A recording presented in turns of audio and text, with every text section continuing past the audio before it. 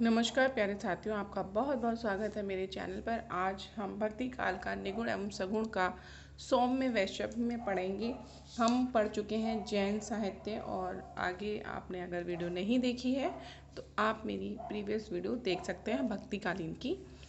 ये जो क्लास है वो सेकंड है। भक्ति कालीन काव्य में ईश्वर के दो रूपों की चर्चा की गई है, निर्गुण निराकार रूप तथा सगुण साकार रूप।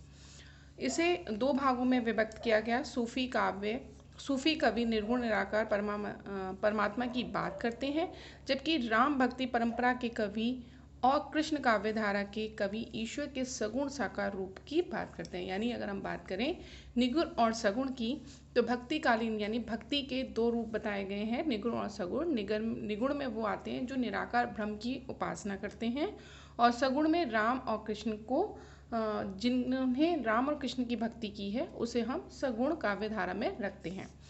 फिर आप आएंगे कि निर्गुण धारा के कवियों में रहस्यवादी प्रवृत्ति भी पाई जाती है। देखिए, मैंने इस पे प्रश्न भी पूछा गया है इंटरव्यू में कि आप बताइए निर्गुण काव्य धारा के कवि क्या हैं और इन्होंने उनकी प्रवृत्ति क्या बताई है। ये इंटरव्यू के क्वेश्चन है और मैंने आपको अपनी वीडियोस में बताए भी हैं, क्योंकि मैं खुद इंटरव्यूज़ जब होते हैं तो वहाँ पर मौजूद होती हूँ। तो आप चाहें तो विज़िट कर सकते हैं। आपसे मैंने पहले भी कहा था कि आप अगर मुझे मैसेज ज़्यादा करेंगे और आप चाहेंगे तो मैं इंटरव्यू में कैसे कैसे प्रश्न पूछे जाते हैं मैं आपको बताऊँगी। तो देख लेते हैं, निगुण धारा के कवियों में रहस्यवादी प्रवृत्ति भी पाई जाती है। निगुण भ्रम को जब भावना का विषय बना लिया जाता है तब रहस्यवाद का जन्म होता है। आपसे पूछा जाएगा, जैसे मैंने आपको दिया है कि पूछा गया था इंटरव्यू में कि कबीर और जायसी की भक्ति में क्या अंतर है और क्या समानता है, इस पर आप अपने चर्चा करिए या आप अपने विचार रखिए। ये प्रश्न मैंने आपको बता दिए हैं, दो हैं। अगर आप इनका आंसर ढूंढेंगे तो आपको मिल जाएगा, लेकिन आप सोचिए कि ऐसे भी प्रश्न हो सकते हैं, तो आप अच्छे से तैयारी करिए, क्योंकि एग्ज़ाम के बाद इंटरव्यू तो हर किसी को फेस करना होता है। तो आप बने रह सकते हैं मेरे चैनल पर। निगुण धारा के कवियों में रहस्यवादी प्रवृत्ति भी पाई जाती है। निगुण भ्रम को जब भावना का विषय बना लिया जाता है तब रहस्यवाद का जन्म होता है। जायसी का रहस्यवाद भावात्मक अधिक है, जबकि कबीर का रहस्यवाद साधनात्मक अधिक है।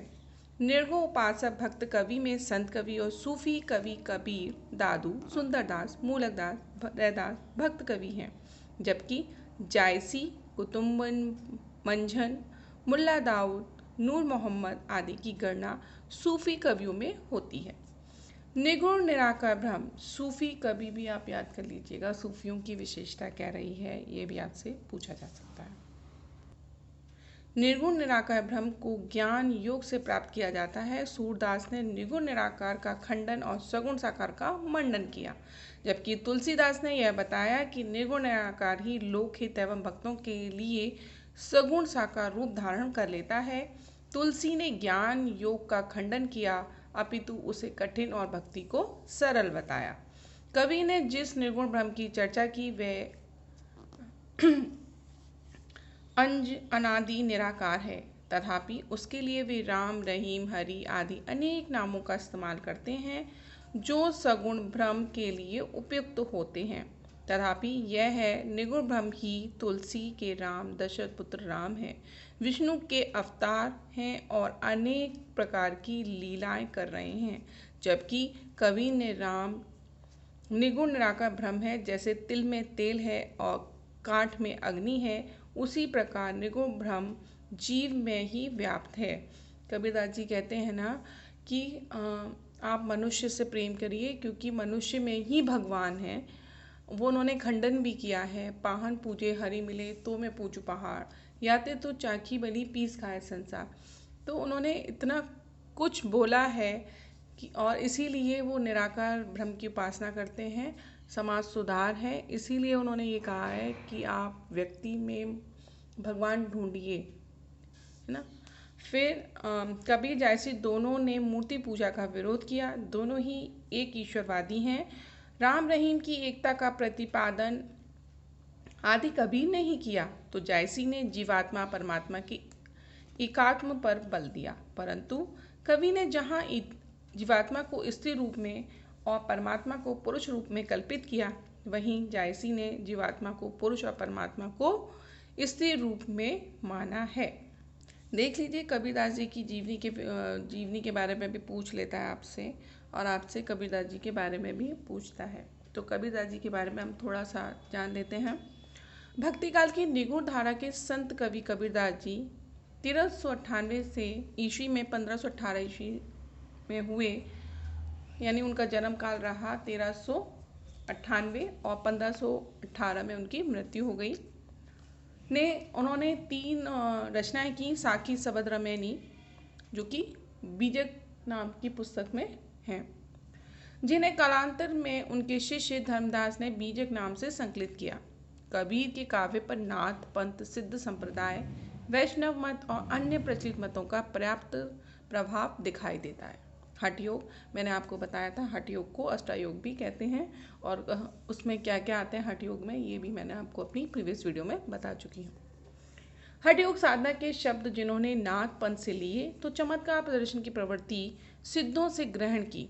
प्रेम, अहिंसा, भक्ति भावना ने जो तत्व कबीर काव्य में मिलते हैं वे वैष्णव धर्म के लिए गए हैं। कबीर ने सुदुक्कड़ी भाषा का प्रयोग अपने काव्य में किया है। आचार्य, आप देखिए, आपसे उनसे उनका वो पूछा जाएगा उनकी भाषा कैसी थी, तो आप बताएंगे सुदुक्कड़ी। आचार्य हजारी प्रसाद द्विवेदी ने तो इन्हें वाणी का डायरेक्टर भी कहा है। कबीर की भक्ति भावना, नाम स्मरण प्रतिभाव, ईश्वर विश्वास, माधुर्य भावना, दास्य भावना, आचरण की शुद्धता पर विशेष बल दिया। वे वैराग्य भावना को भी भक्ति के लिए आवश्यक मानते थे। वस्तुतः कबीर कवि और भक्त बाद में समाज सुधारक पहले हैं। इनका प्रादुर्भाव ऐसे समय में हुआ जब समाज में अनेक बुराइयां व्याप्त थीं। छुआछूत, अंधविश्वास, आडंबर, पाखंड का समाज में बोलबाला था। उन्होंने हिंदू मुस्लिम एकता की बात कही और राम रहीम की एकता का प्रतिपादन किया। जाति प्रथा का खंडन, मूर्ति पूजा का विरोध, जीव हिंसा का विरोध, पाखंड का खंडन, नैतिक मूल्यों पर बल उन्हें काव्य में प्रमुखता से उपलब्ध होता है। जैसे जाति प्रथा का खंडन, ऊंचे कुल का जन्मिया करनी ऊंच न होए, सुवर्ण कुलस सुरा भरा साधु निंदित हुए। अर्थात ऊंचे कुल में जन्म लेने से कुछ नहीं होता, जबकि आपके कर्म ऊंचे ना हो। चाहे सोने की सुरा यानी सुराई में, सोने के कलश या सुराई में अगर उसमें वो शराब भरी हो सोने के कलश में, तो वो साधुओं द्वारा यानी अच्छे लोगों द्वारा निंदनीय ही होती है। मूर्ति पूजा का विरोध आप देखेंगे, जो मैंने आपको बताया था, पाहन पूजे हरि मिले तो मैं पूजू पहाड़, घर की चाकी कोई न पूजे, पी सिखाए संसार। महाधर्मों का विरोध करते हुए वो बोलते हैं, माला फेरत जुग बया, गया न मन का फेर, कर का मन का डारिके, मन का फेर। यानी माला फेरते हुए तो युग हो गया, लेकिन मन में जो फेर चल रहा है, यानी जो उधड़ बुन चल रही है, वो नहीं खत्म हुई। कर का मन का डाल के अगर मन के जो भेद हैं वो सारे साफ हो जाएं तो माला फेरने की ज़रूरत नहीं पड़ेगी। हिंसा का विरोध, उन्होंने हिंसा का भी विरोध किया। बकरी पाती खाते हैं ताकि काड़ी खाल, जे नर बकरी खाते हैं तिनको कौन हवाल। वो ये भी कहते हैं कि बकरी पत्ते खाती है तब तो उसकी ये गत होती है कि उसे मार यानी काट दिया जाता है, और जो बकरी खाता है उसका क्या होगा ये तो ऊपर वाला ही जाने। हिंदू मुस्लिम बुराइयों का चित्रण भी उन्होंने किया है। अरे इंदू रहा न पाई, मुस्लिम के पीर औलिया मुर्गी मुर्गा खाई, खाला केरी बेट ब्याहो, घर ही में करे सगाई, हिंदू करे गड़ाई, गागा छुआ न देई, वैश्या के पायन तर सोए, यह देखो हिंदवाई। देखिए, ये जो मैं आपको दोहे बता रही हूँ तो वो एग्ज़ाम में आ जाते हैं, टीजीटी पीजीटी और आपका नेट में आपसे ये दोहे दे देगा, फिर राइटर दे देगा, आपसे पूछ लेगा ये किसका है, तो आप ध्यान से करें। कभी क्रांतिकारी और विद्रोही कवि थे। उन्हें जो बुरा लगा उसे डंके की चोट पर निडरता के साथ अभिव्यक्त किया। शास्त्र के पंडित तथा उपहास करते हुए वे कहते हैं, तू कहता कागज की लेकी, मैं कहता आखन की देखी, मैं कहता सुरजावन हारी, तू राखा और झोए रे। कवि ने ब्रह्मचारों का डट कर विरोध किया। रोजा, नमाज, तीर्थ यात्रा, माला फेरना उन्हें आडंबर लगे। ये इसलिए उनका विरोध वे निर्दयता से करते हैं। वे साफ साफ कहते हैं, कभी खड़ा बाजार में लिए लकड़ी हाथ, जो घर फेंके आपना सो चले मेरे साथ। कभी भले ही पढ़े लिखे ना हो, किंतु उनमें नरसिक काव्य प्रतिभा विद्यमान थी। कविता करना उनका उद्देश्य न था, किंतु उनकी रचनाओं में कवित्व विद्यमान था। श्रृंगार एवं शांत रसों की प्रधानता उनके काव्य में है, जिन्हें साखियों में जीवात्मा का परमात्मा से विरह निवेदन व्यक्त किया गया है। जहाँ वियोग श्रृंगार की अभिव्यक्ति है, उनके काव्य में आलंकारिता का समावेश अनायास ही हुआ है। जैसे काहे री नलनी तू कुम्हरयानी, यानी इसमें अनुयुक्ति अलंकार है। विरही मन मप तन बसे, मंत्र न लागे कोय, इसमें रूपक है। पानी केरा बुदबुदा, असमानस की जात, उपमा अलंकार। कबीर की भाषा प्रतीकात्मक है। जैसे समंदर लागी आग, नदियाँ जली कोयला भही, देख कबीरा जाग मची, रूखा चढ़ी गई। इनकी उलटबाजियों में प्रायः प्रतीकात्मक शब्दों का प्रयोग है। जहाँ मछली कुंडलिनी के लिए है, तो रूखा सहस्त्रार चक्र के लिए प्रयुक्त प्रतीक है। ये प्रतीक नाथपन से वस्त्रकला, उद्योग, बुनकर, प्रकृति तथा जीवन के लिए गए हैं। दाम्पत्य प्रतीकों का प्रयोग वे बड़ी कुशलता से करते हैं। कबीर की काव्य कला सहज है। अनुभूति की सच्चाई और अभिव्यक्ति का खरापन उनकी कविता में उपलब्ध होता है। समाज में नैतिक मूल्यों का समावेश करने तथा सदाचरण पर बल देने से कबीर की कविता जन सामान्य में लोकप्रिय हुई। समाज सुधार का भी उन्होंने सत्वित प्रयास किया है। मलिक मोहम्मद जायसी मैं आपको नेक्स्ट वीडियो में कराऊंगी।